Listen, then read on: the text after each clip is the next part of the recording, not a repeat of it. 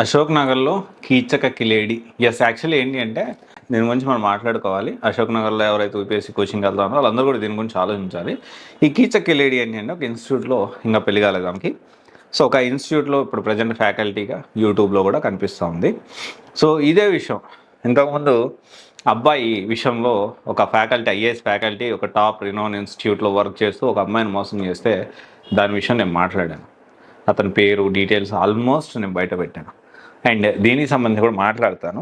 అయితే ఇన్స్టిట్యూట్లో ఏంటంటే రాజకీయ నాయకులు పార్టీలు మారిన దానికంటే కూడా ఇంకా ఎక్కువగా ఈమె బాయ్ ఫ్రెండ్స్ని మారుస్తూ ఉంది. ఆ రీసెంట్గా ఒక ఇన్స్టిట్యూట్లో ఈమె బాయ్ ఫ్రెండ్ తోటి కొట్లాడ దిగింది.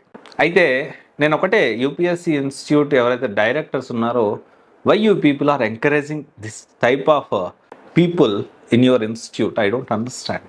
అంటే మీకు పిల్లలు ఒక పేద మధ్యతరగతి విద్యార్థులు వాళ్ళ పేరెంట్స్ మిమ్మల్ని నమ్మి వాళ్ళ పిల్లల్ని మీ దగ్గర వదిలిపెట్టి జీవితంలో ఏదన్నా సాధిస్తారు అనుకుంటే ఇలాంటి వాళ్ళు అని తెలియకుండా మీరు డెఫినెట్లీ మీకు తెలియకుండా పెట్టి ఉండొచ్చు. మరి తెలిసిన తర్వాత why you people are encouraging this type of people? ఎందుకని ఈ కల్చర్ పెరుగుతూ ఉంది?